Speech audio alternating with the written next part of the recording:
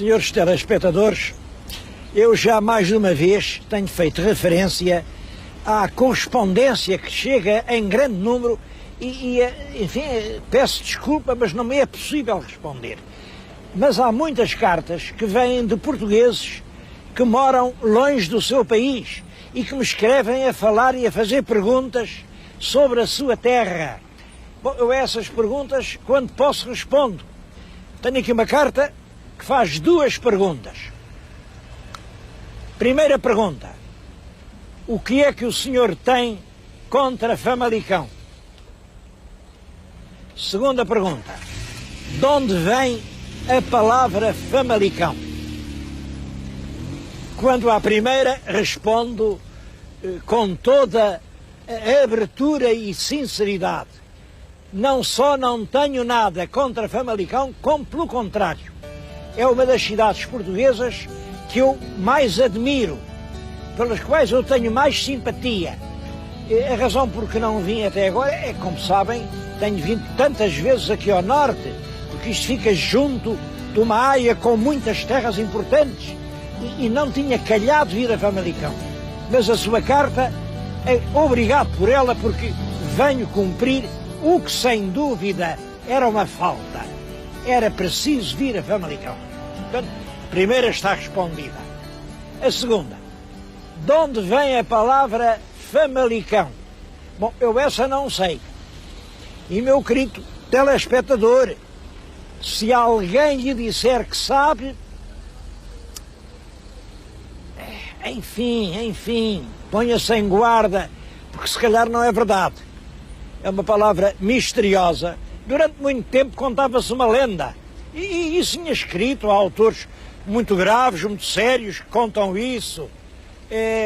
Olhem, o Xavier Fernandes, nos topónimos portugueses, que é um belo livro, pois ele lá conta isso. Diz que havia um criado do Duque de Barcelos, que, casado com uma mulher chamada Mota, e que um dia passavam aqui, isto era tudo um deserto enorme, não havia um teto, não havia uma árvore, eles já iam com muita fome, e ele diz para a mulher: oh Maria, se a gente fizesse aqui assim uma lojita para as pessoas que vão de Braga para o Porto, ou que vêm do Porto para Braga, pararem, beberem um copo e tal, olha que a gente era capaz de ter futuro. E assim foi. Parece uma loja a que chamam a Venda Nova. A Venda Nova, o homem chamava-se Famalião, a Venda Nova do Famalião, e assim nasce Vila Nova de Famalicão. Que é espantoso, é como uma história destas foi dita, repetida, confirmada, e é completamente fantasia. Por isto, porque antes disto fazer parte total do Ducado de Barcelos, aliás, isto passou para o Condado em 1401, muito antes disso, no tempo do rei Dom Dinis, já se chamava Famalicão. Não se sabe, há outras hipóteses, há quem diga vem de famuli comes, famuli quer dizer os companheiros, comes do conde. Também não pode ser, porque comes não deu cão em parte nenhuma, então estamos aqui bem perto, Vila do Conde, não deu Vila do Cão, não pode ser. Quando a gente não sabe uma coisa, não há nada como isto, dizer não sabemos. Por enquanto, a origem do topónimo Famalicão é um mistério para todos. Agora, vamos lá falar de Famalicão, contar assim de uma maneira muito geral a história da terra. É uma história simples. Bom, naturalmente que isto remonta a tanto tempo, lá na pré-história já havia aí muita gente. Agora a terra como uma terra que vem a ser vila e uma vila que vem a ser cidade, pode-se dizer que nasce numa data e num ano certo. É em julho do ano de 1205. Eram grandes terras que pertenciam ao rei, grandes e boas, terras muito boas, e que o rei resolveu dividir em 40 lotes. O rei era o rei Dom Sancho I.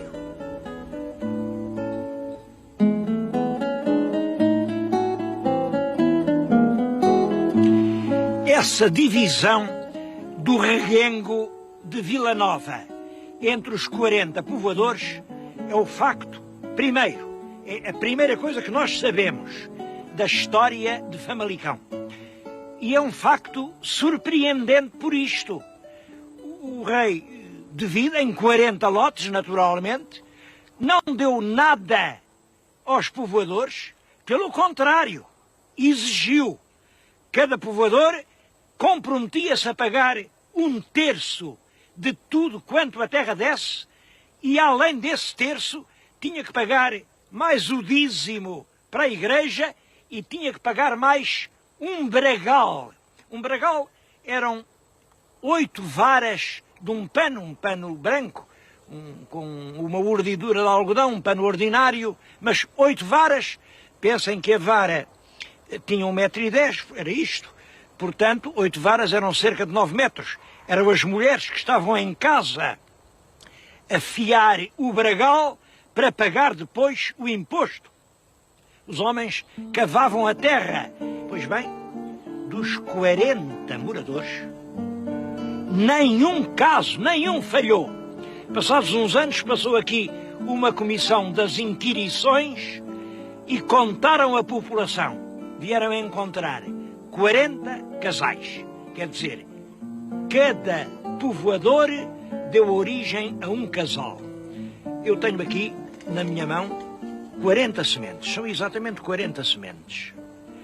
Sabem a parábola do bom semeador, que o Evangelho conta? Diz que o semeador atirou a sua semente sobre a terra, mas das sementes que atirou, uma parte deu na rocha dura e não germinou. A outra ficou à sombra das grandes árvores e também morreu. Uma terceira parte vieram as aves do céu e comeram as sementes. E das 40, só 10 vieram a dar fruto. Aqui em Famalicão não aconteceu assim. Dos 40 povoadores nasceram 40 casais. Eu considero isto importante por uma razão. Diz-se muito bem, realmente Famalicão foi uma terra que teve sorte, porque estava ao pé de um eixo de estradas, era com um cruzamento, a terra era fértil, é verdade, mas penso que a semente contou muito. Em muitos outros pontos do território se verificavam essas circunstâncias do cruzamento de estradas. Aqui, essa pequena povoação vai crescendo rapidamente. A partir de 1410, o rei deu isto aos condes de Barcelos. E realmente esse período, desde século XV, XVI, XVII, XVIII, são 400 anos em que a gente não tem grandes notícias de Famalicão. 400 anos de submissão às estruturas feudais, de uma carga tributária certamente asfixiante, e a gente pouco sabe do povo de Famalicão. Mas quando vem a Revolução Liberal, eles conseguem logo em 1835 ser libertos da sua sujeição a Barcelos, ter uma Câmara Municipal própria, ser senhores do seu próprio destino. Ninguém para esta terra. Tem sido um crescimento incessante. Os 40 casais de 1205 são agora perto de 40 mil moradores. No concelho há 120 mil pessoas. Pouca gente sabe isto. Bem, eu exalto-me ao dizê-lo, mas isto realmente impressiona. Em todo o nosso país, tirando as áreas urbanas de Lisboa e Porto, não há nenhuma região com tão alta produtividade como este concelho de Famalicão. Porque aqui não foi a indústria que veio substituir a agricultura, não. A indústria implantou-se e é das mais progressivas do país. São aqui os têxteis, mas ao mesmo tempo a agricultura continua em cheio, a pecuária, os serviços, o turismo. É realmente uma parcela extraordinariamente fecunda.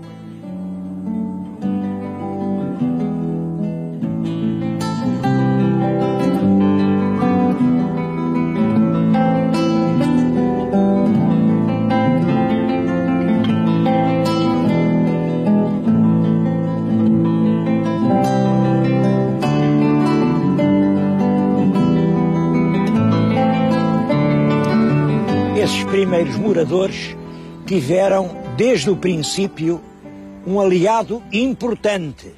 Era a água, porque a região é atravessada por 4 rios. Para além corre o Oeste, para além o Ave, e há mais 2 rios, o Pele e o Pelhe. Estou-lhes a falar junto do Pelhe. Ora bem, estes rios trazem uma força motriz que foi aproveitada desde muito cedo. Vim mostrar-lhes este ponto por isto. Neste pequeno troço, aqui em 2 quilómetros deste pequeno curso d'água, no início do século passado, funcionavam 22 engenhos.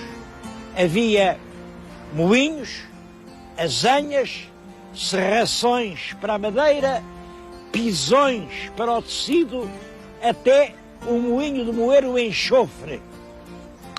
Em toda a região aqui do concelho havia mais de 300 engenhos hidráulicos, pondo a força da água a ajudar os braços dos homens.